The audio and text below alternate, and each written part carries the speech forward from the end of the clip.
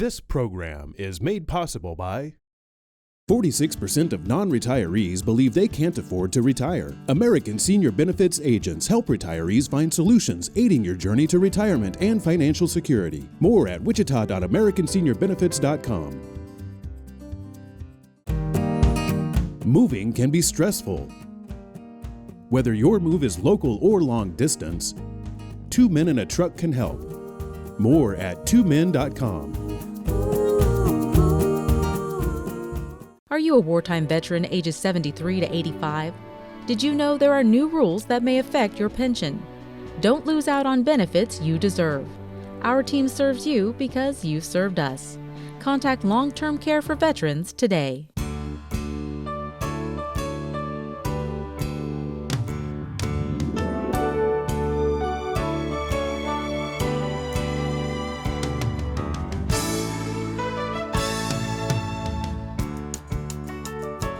Welcome to Empowering Seniors.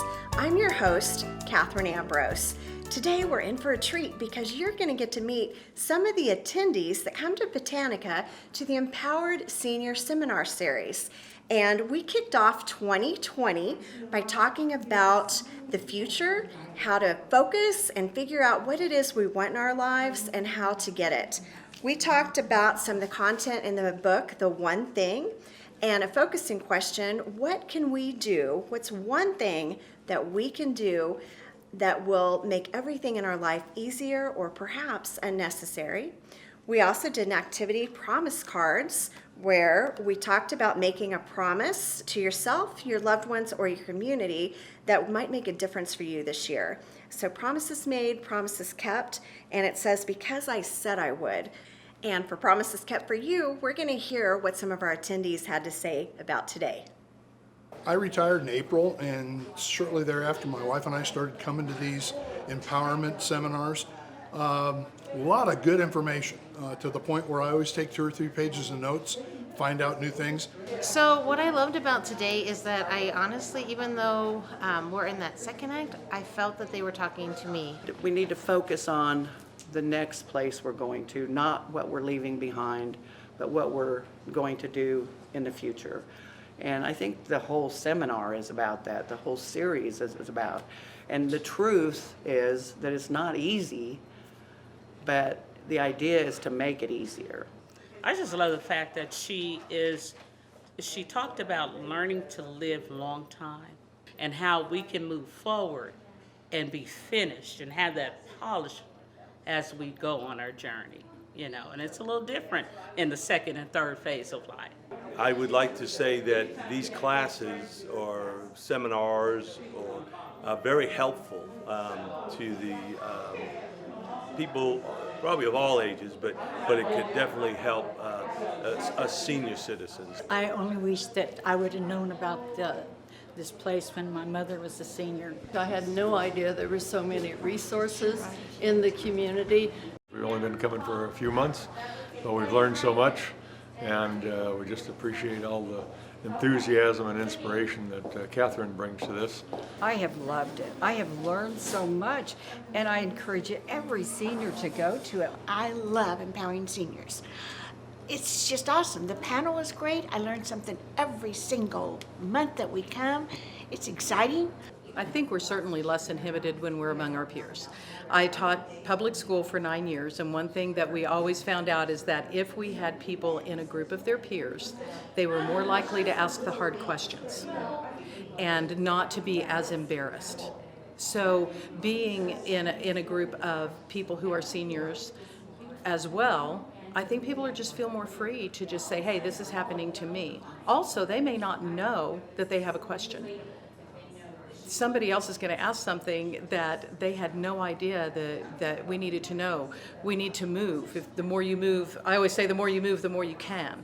And hearing that today from our finishing school expert, it was wonderful for her to talk about, how we can continue to get better. We are so honored to hear from the attendees, the volunteers, and sponsors that we have that helped make the Empowered Senior Series possible and that helped inspire this TV show. Now we have the opportunity to talk to one of our expert panelists, Jill Miller, and find out about her finishing school for modern women and elaborate on some of the concepts we discussed today. I'm here with Jill Miller, headmistress of the Finishing School for Modern Women, and we're talking today about living in the 2020s, and we're so excited to have you here to help us with our goal setting and our future plans. Thank you so much, Catherine. So one thing I'd like to share is my dear father-in-law said around a campfire before the beginning of the year that I can't believe that I'm going to be living in the 2020s. It feels like living in the future.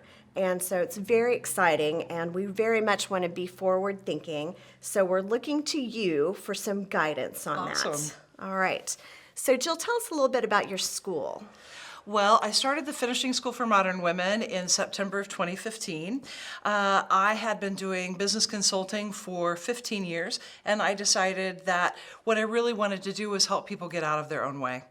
And so I started the Finishing School to help women gain more confidence and a better understanding of the skills they need to be successful today. So it's not your grandma's etiquette classes.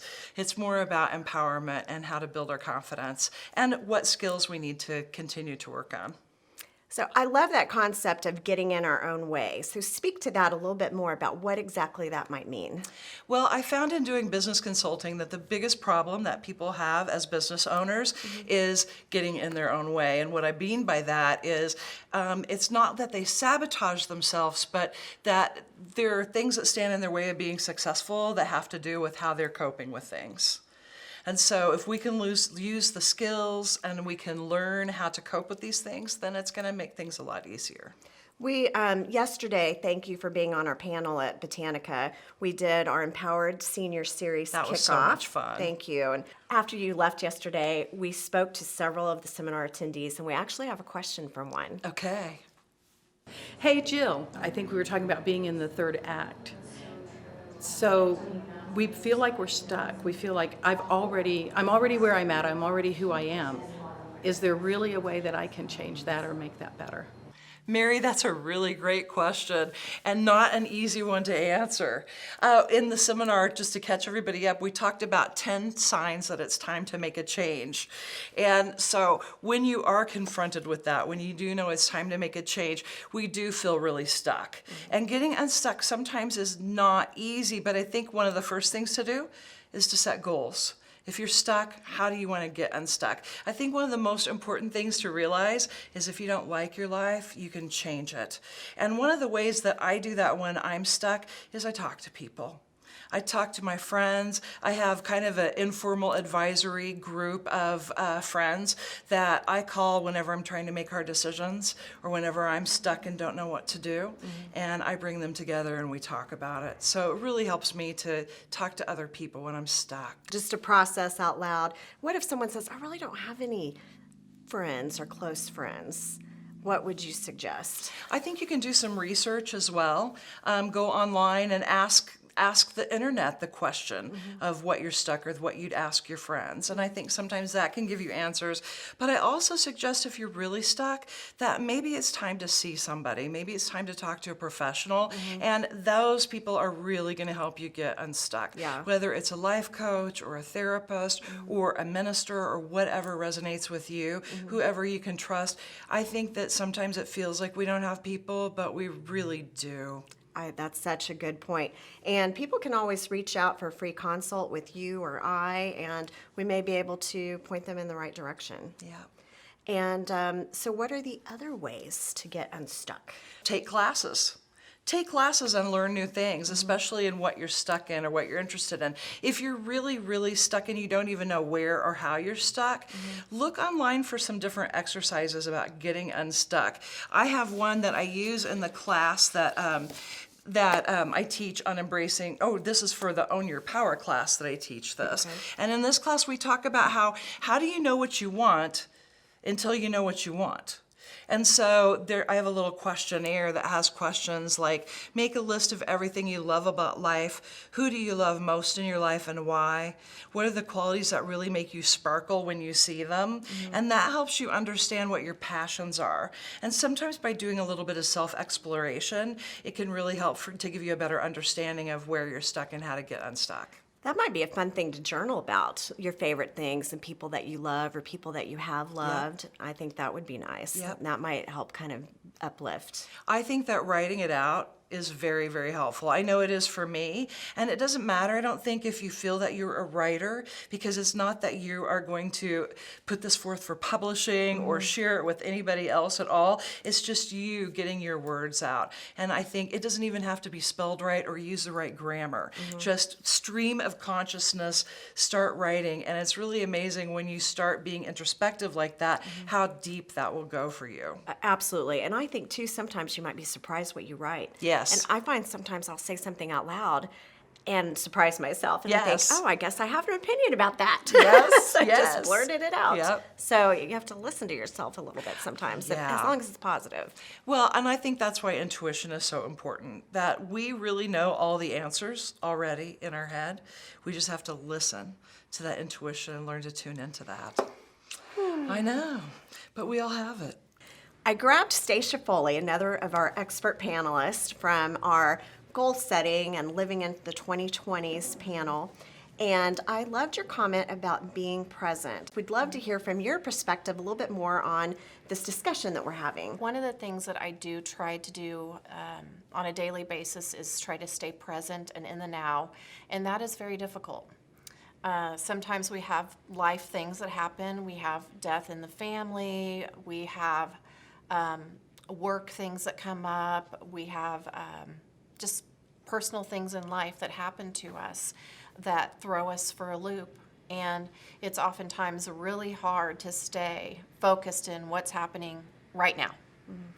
And so for me, I have found that really the best thing to try to do is just stay focusing on what's happening right now in this moment, because when I start thinking about what happened yesterday or what happened 10 minutes before, or I start thinking about what's going on tomorrow or next week, it can become very overwhelming. Sometimes we get really caught up in worry. And how does worry manifest itself physically? You come from the health world, the medical world. So what does worry do to our bodies? Worry and fear itself, it can manifest in your body. Your emotions or worry in and of itself can cause you to have pain. It can cause you to have a lot of chronic exacerbations of an illness, which you might already have. It's something that we have to strive to not do, and it is very difficult.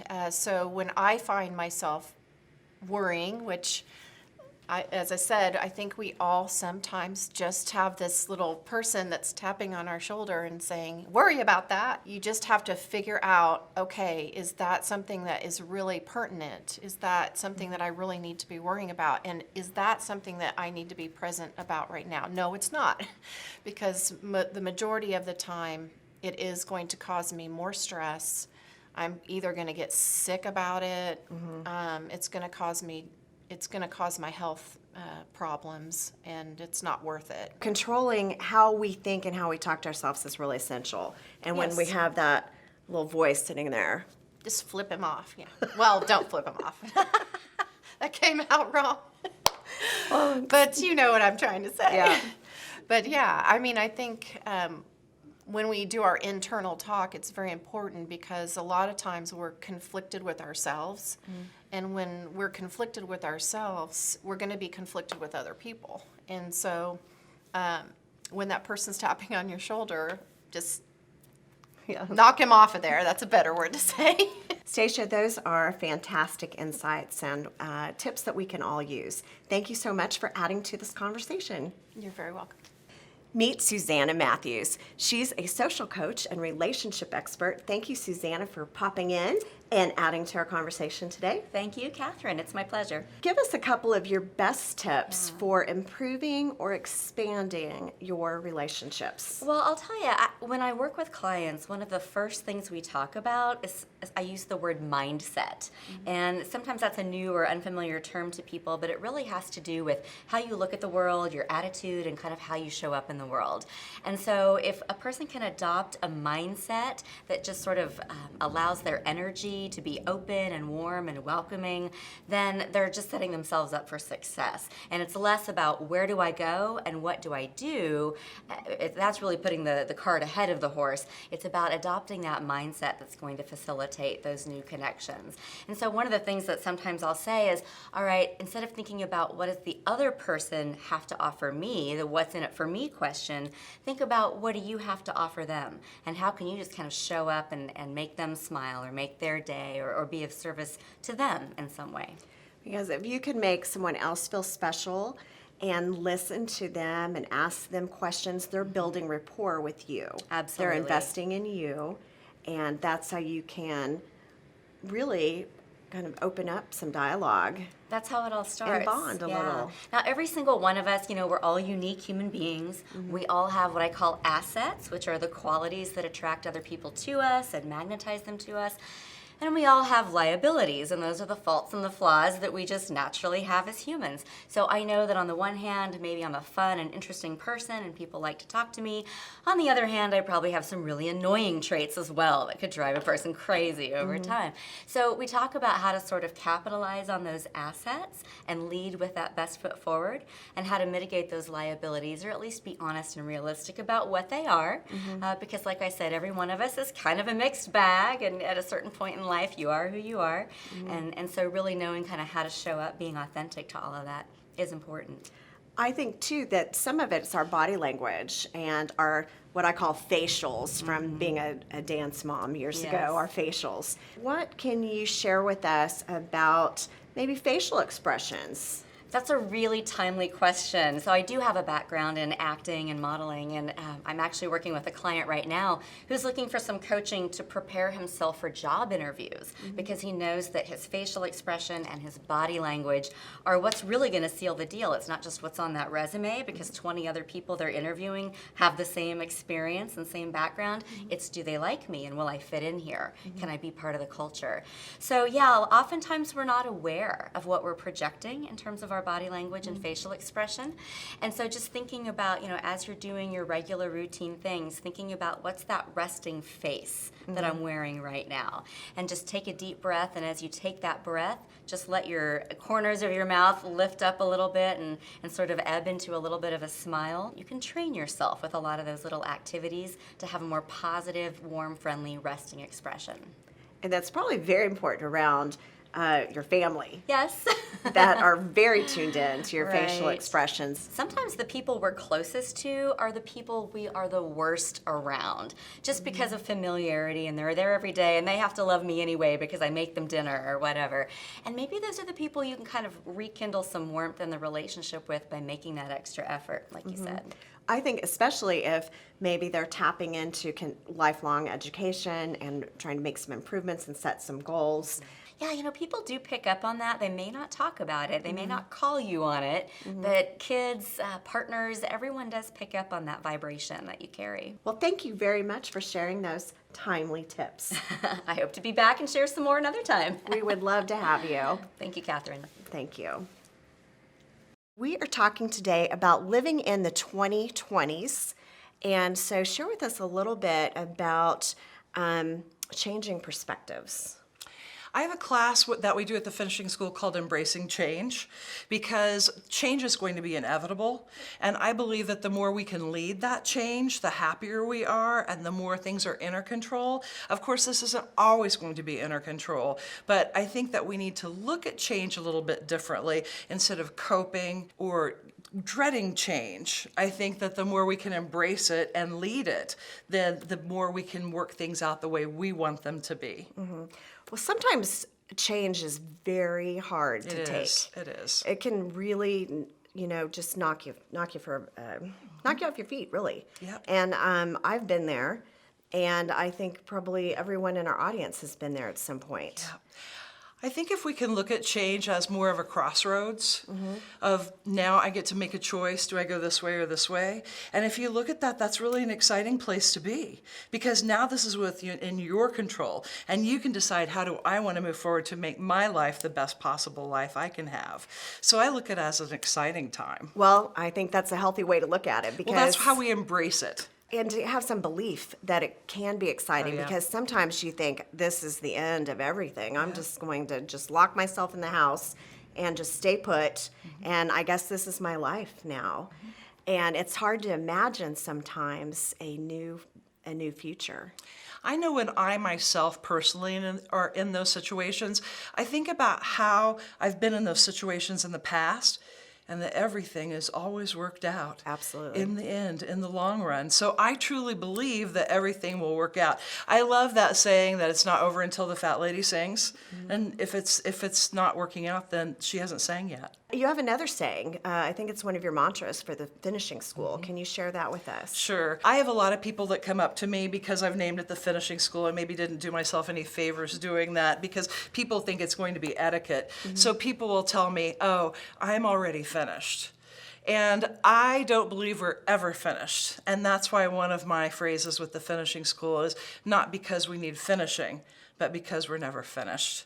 I am committed to lifelong learning, and I think that that's a really important part of continually improving as a person and being happy in our lives. Talk about lifelong learning and what that might look like for people. Lifelong learning can be anything. It can be doing a crossword puzzle. It can be reading articles. It can be attending classes. It can be taking online classes. It can be so many different things. It's just engaging your brain. And there's so many reasons why this is important.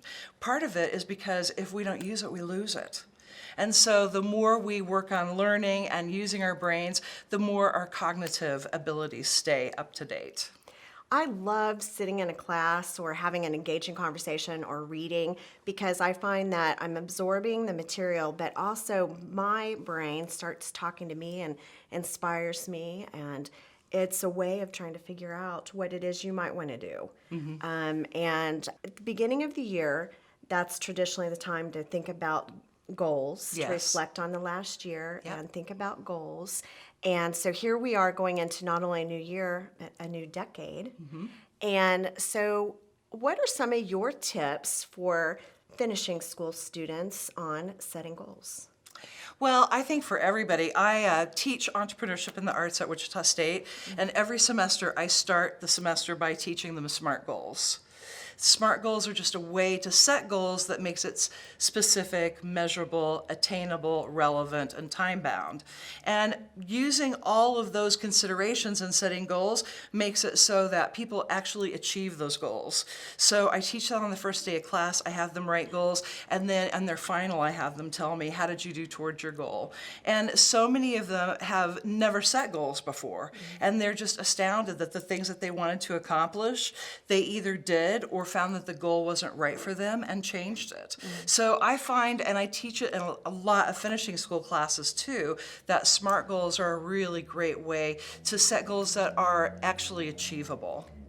I love SMART goals. So S standing for specific. Why is that important?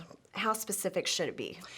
Well, I like to have it be quantifiable a lot of times, so it has numbers involved. So if I want to spend more time with my children, is my goal. Well, if you don't get very specific with that, what does that mean? And so I want to spend an hour a day with my children makes that more specific. If we don't get specific with it, it may not ever happen.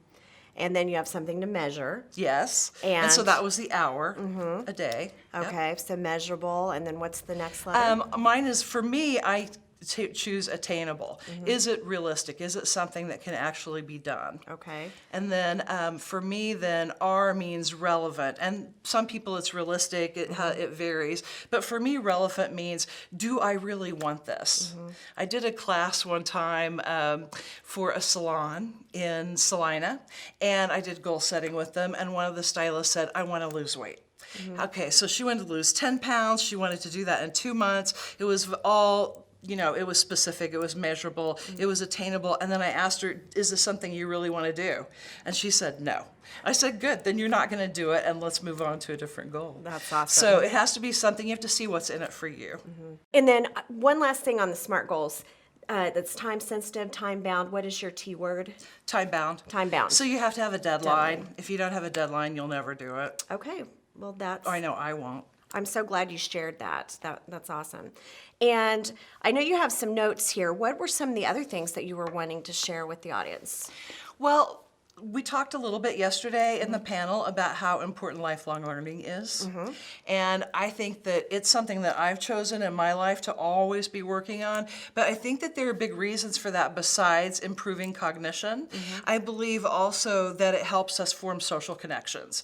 And that's one of the things I love the most at the finishing school is when we all come together, we're a community. And the classes are very interactive with lots of discussion. And so we learn from each other. Because I'm never going to be the smartest person in the room, but together we're all really smart. And so I love how I can learn from everybody else. I learn just as much as my students do. Always, always. And that's why we do our event at Botanica, because we want attendees to feel socially connected and connected to the city. And our city has this beautiful garden, and we want people to feel comfortable coming there and being part of it. I had so much fun yesterday. Everybody was really nice. I met a bunch of people, and it was really fun. And you could tell that they had really formed a connection, and they were having fun being together. They love it. And some have invited people to attend with them, but they're just not ready to venture out, or they can't for some reason. So we're so we're so thankful, though, that we have the opportunity to share some of what we discuss on TV. So, and we're always available for questions. And so anytime you have a question about anything you see on our television show, or you want to reach out to the guest, just do it. Give us a call, send us an email. We're living here in the community, and we want to reach and help enrich other people's lives. Jill, you have been a delight. Thank you so much for all of the education you've shared with us. And if you'd like to know more from Jill, how can they reach you? They can reach me on my website at finishingschoolformodernwomen.com. I also have online classes that you can reach through the same website. Fantastic. And if you'd like to reach us about the television show or anything that you've heard, please reach out to me, Katherine Ambrose, at empoweringseniors@kpts.org. Awesome.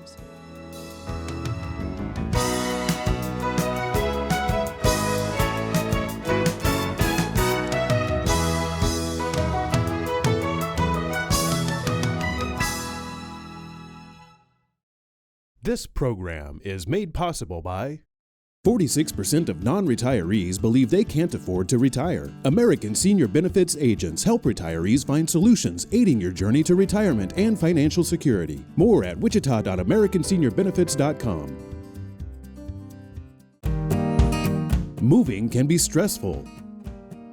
Whether your move is local or long distance, 2 Men in a Truck can help. More at 2men.com. Are you a wartime veteran ages 73 to 85? Did you know there are new rules that may affect your pension? Don't lose out on benefits you deserve. Our team serves you because you served us. Contact Long-Term Care for Veterans today.